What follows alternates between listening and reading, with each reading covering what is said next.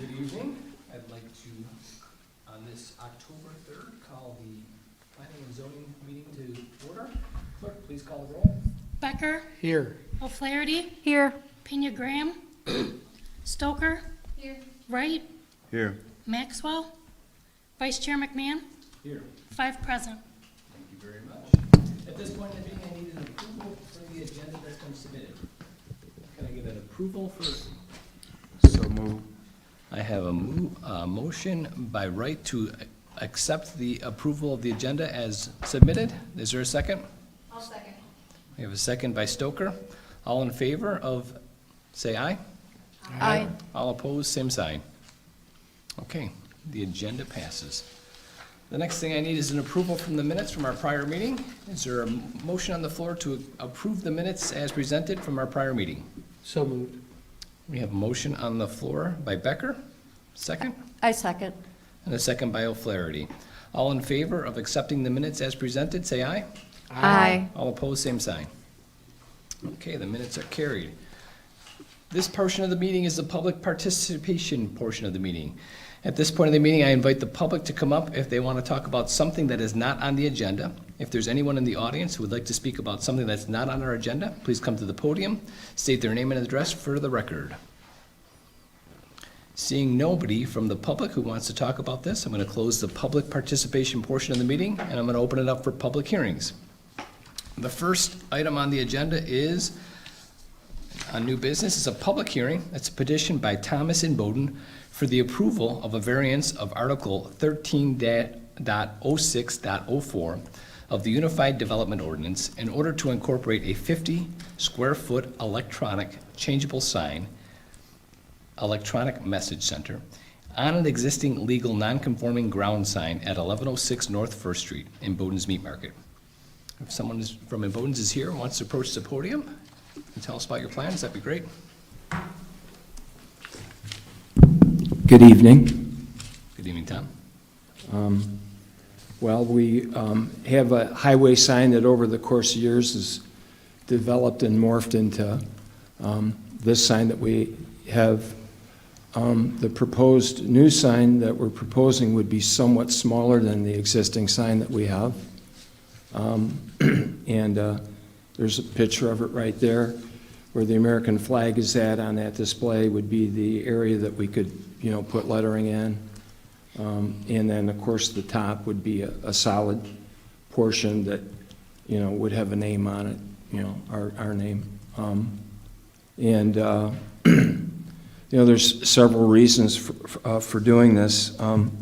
Safety, we've had people that have fallen off ladders, trying to put up the sign. It gets snowy, icy, rainy. I mean, it's a project there, days. You wonder if the thing works or not, but, if you put free up there, every other car pull in the parking lot, but, it is an effective tool for our business. Time, labor is an issue for everybody that's in business. And we, minimum of 3 hours a week, if not more. I think 3 hours would be pretty conservative to take the letters, spell them out, get them up on the tracks, take it down. It's definitely a labor-intensive business to put that up there. And then it's a slow process, so if you want to change that message within the middle of the week, it's another, 3 hours to do that again. So it is time-consuming. The other thing is, commercial benefit. We can do temporary price reductions and stuff like that to give you an idea. This is a story, but, a couple of years ago on Labor Day weekend, we had a produce company come. They had a truck stop that kicked back, 10 or 11 cases of iceberg lettuce. The market was at $21. Their produce depot was closed in Chicago. They offered them to me at $7 a case. That's like 25 cents a head. You could put them up on a sign for 69 cents. The market was at $2.39, sell them like crazy, but because we don't have the ability to react quickly, we said no, went back to the depot, ended up getting tossed out because the depot was closed. But, things like that sometimes opportunities come to a small place like us that people try and clear stuff through as compared to like larger businesses. So it gives us, certainly flexibility to do things. Announcements, we're unusual. We have unusual hours. We close at 7 at night. We're closed on Sundays, and we're closed major holidays. So that's always, somewhat helpful.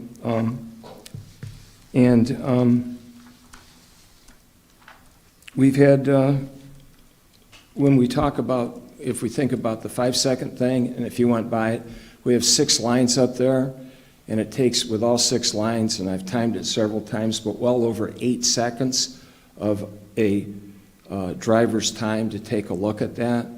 And that 5-second rule is appropriate. It absolutely works. I think it's a great idea. And I would say that if we had the full contingent up there and you went by it, I would say that most likely would be close to 11 seconds to view that. So that's a lot of eyeballs on that at a certain period of time. So the changing of the letters, we had kids come in, they put up, local weed, when we had something local. We've got pictures of it.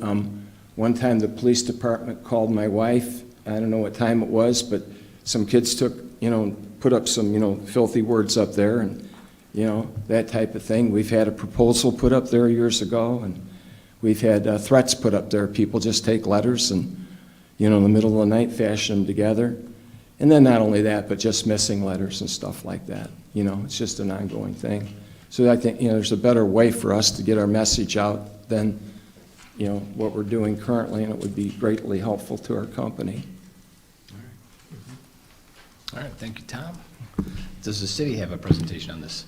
Yeah, I provided a staff report in your packet. As Tom mentioned, described the reasoning for the request. So Tom's got a existing sign as, you change the letters on there. It's a sign that was issued a permit in 2008. It's 12 feet high and 70 square feet.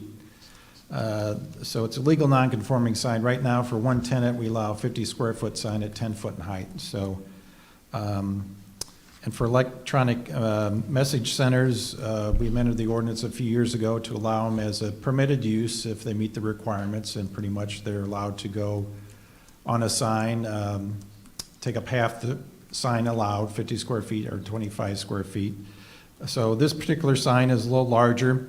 They want the digital display part of it, so they're going to keep the brick base, and they're just going to add to the top of it. So the sign will not be any larger than the current sign, actually be a little bit smaller. I think in the height, a little bit smaller. So it's not going to be any larger than what you see. And Mr. Bowden explained the reasons for the digital display part. They're becoming more and more popular. We've had a few approvals in the last few years. Prior to 2020, we required a special use permit and granted 4 or 5 of those over time. And since then, 2020, we did approve a variance, the commission did, for the First National Bank of Omaha on West Lincoln Highway. That was like a 30-foot high sign, and they added a 40 square foot digital display component to that sign. That was approved by the commission. So there's a variance based on the size of the digital display part of the sign. But the sign's not going to be larger than the existing sign. And we also take a look at the surrounding signs. That's part of the variance findings of fact. Circle K gas station directly south has, they have gas station price, the price of gas. That's allowed under the UDO for a long time, but that's a sign that's higher than this proposed sign. The Hillcrest Strip Center, right across Hillcrest, is a larger sign. There's also a couple larger signs in this one at Studio One and Century 21 Real Estate along First Street. Actually, this is a sign from 2007, if Bowden's remember this sign. So they're trying to make improvements. Again, electronic message centers have become very efficient, a little more affordable. They're becoming popular, so we're seeing more of those requests coming in. We did receive a few comments from adjoining residents. Those are provided. So running through the findings of fact quickly, We think it meets all the requirements. That's not going to be any larger than the current sign. We granted a variance before for First National Bank of Omaha, 2020, at 40 square feet. It's not going to be any larger than any other signs in the area. In fact, the other signs in the area are larger than this one. It's not going to be a negative impact on the surrounding neighborhood. The sign will be at the same location, be the same size. They'll comply with the standards we currently have in the UDO regarding changing of messages. It's a minimum of 5 seconds. That's for any digital display signs. No flashing of the sign. So they're going to comply with those regulations, and they're aware of what those are. We received some public input, actually 4 correspondence, and I marked on the site here the area where those residents live. Charles and Christine Hacker, 117 Tilton Park Drive, noted their support for the request. We also received 3 public response forms from surrounding residents. John and Catherine Butler of 24 Tilton Park Drive.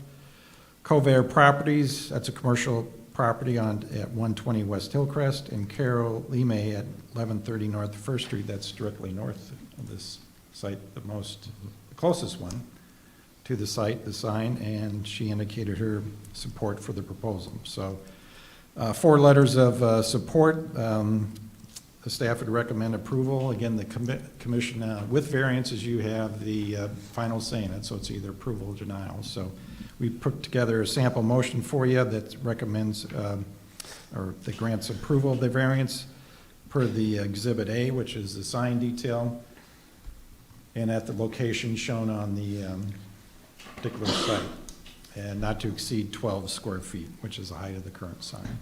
All right. Okay, thank you, Dan. You're all finished with yours? Is there anybody from the public who wishes to speak on this item? If there is, I'm going to ask you to come to the podium and state your name and address for the record.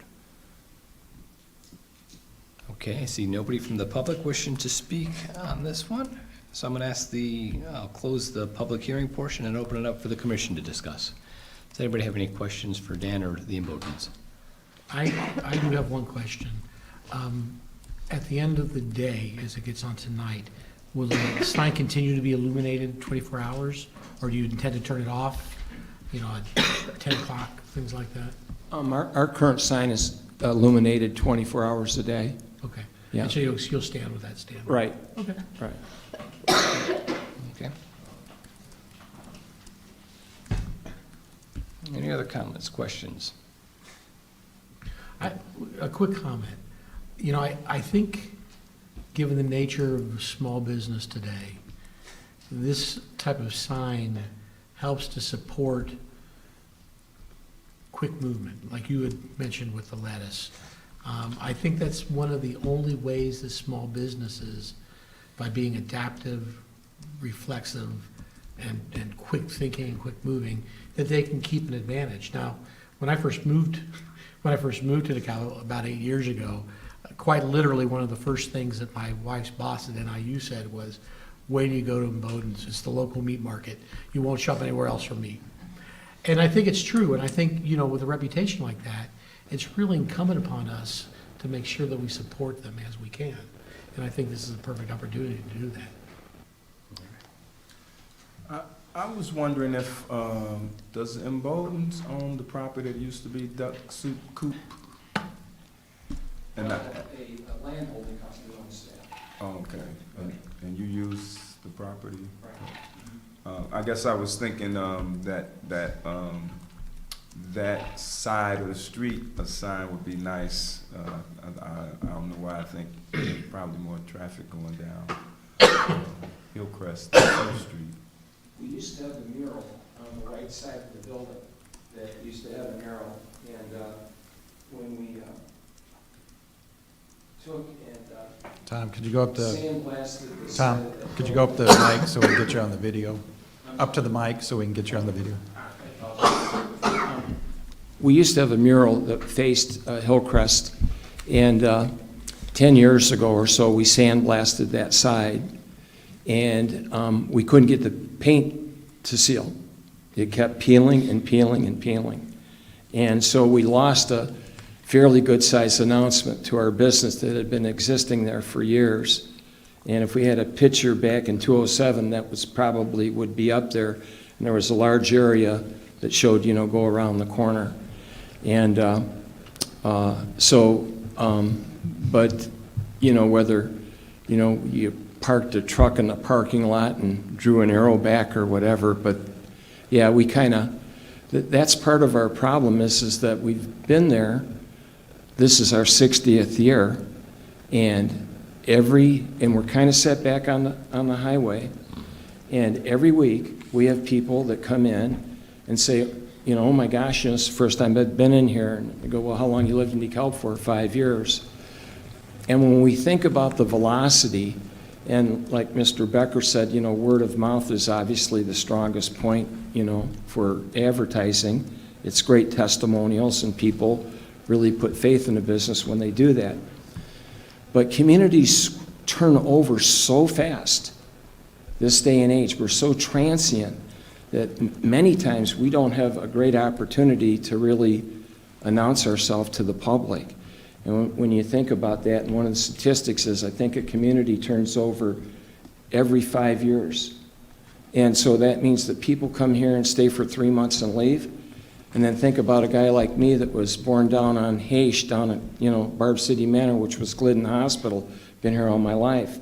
So people come, they're transient, we're more mobile, but every single week we have people that come in that have been in the community for a long time.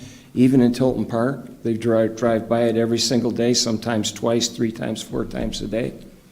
And, it's just difficult to figure out, that part of it. We have people that drive 60 miles and come in on Saturdays and shop with us, but, that's really our market is our local community, Did I answer your question? Yeah, I just wanted to know if there was potential for signage where Duck Soup Group is. Well, we had a sign there, and it got hit by a semi. Semi came in and pulled it out. We had cameras all over. We couldn't track it down. So we disconnected the electricity, and there's a patch there on the Duck Soup Co-op property that there's an electrical connection there. But, we haven't had any plans yet to, erect that and put our name there or anything like that.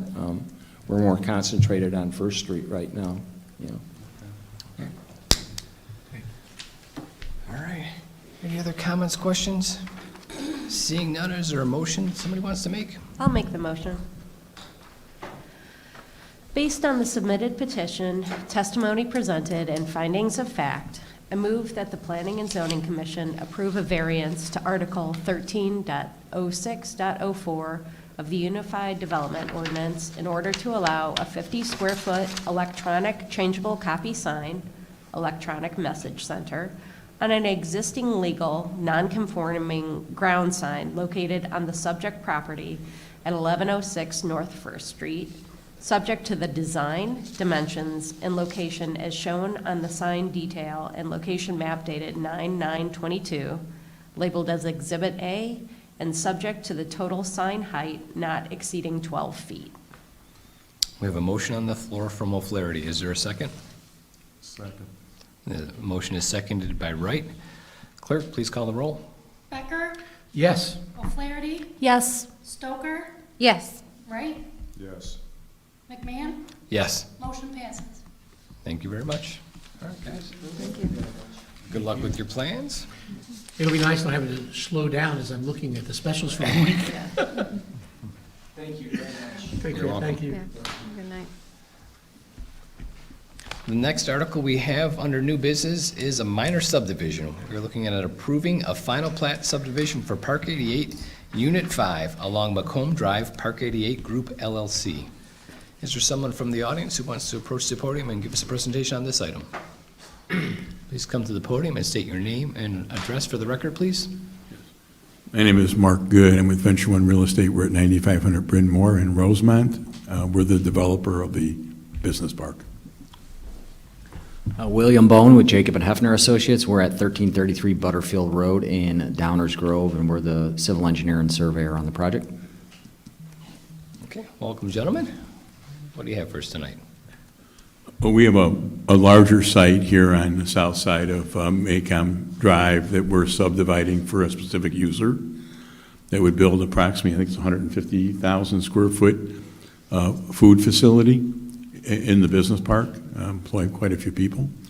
The whole site was too big for them, so it'll leave us with a corner lot, which we think is very marketable in the business park, and we can therefore accommodate their needs.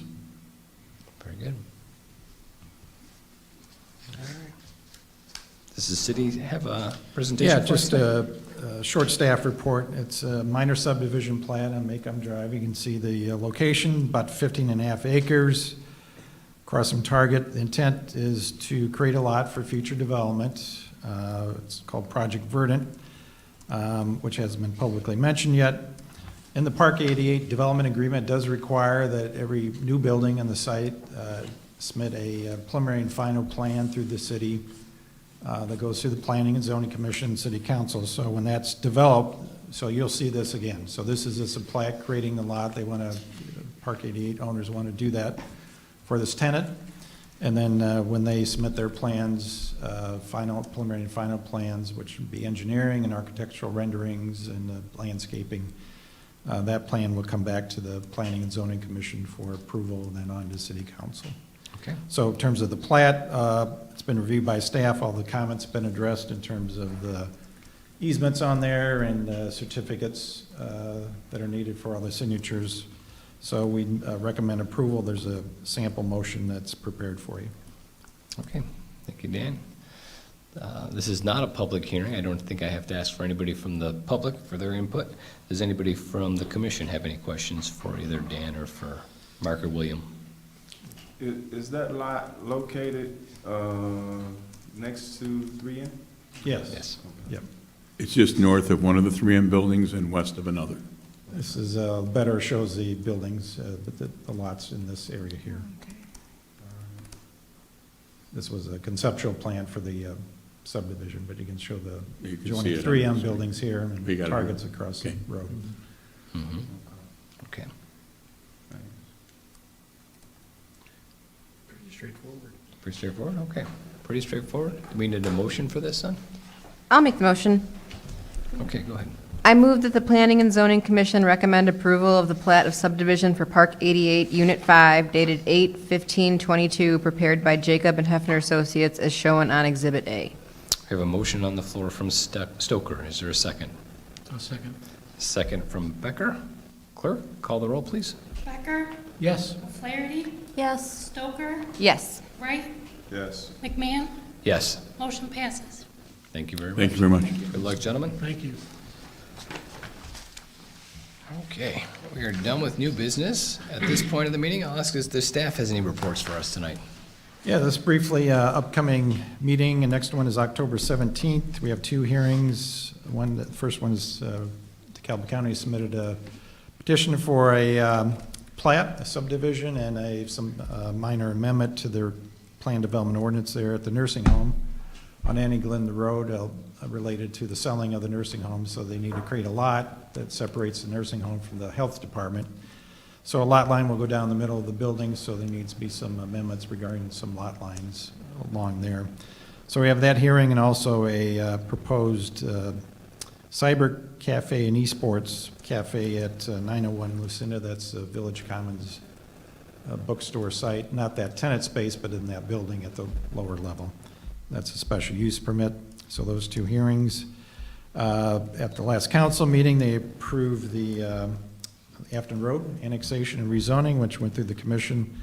And also first reading on nearing properties along Locust Street between 7th and 11th is looking at buying some additional properties, some expansion. So there'll be some, there's a development agreement being looked at that passed on first reading. Second reading is coming up next Monday by the council, but that will look at some street vacations and some rezoning for their properties, get under one plan development. So that'll be in front of the commission in the near future Okay. to look at. All right, thank you, Dan. Does anybody from the commission have anything they'd like to report? Seeing none, at this point of the meeting, I'm going to ask for a motion to adjourn. So moved. We have a motion by Wright to adjourn. Is there a second? Second. Seconded by Stoker. All in favor, say aye. Aye. All opposed, same sign. We're done. Yay, team. Are you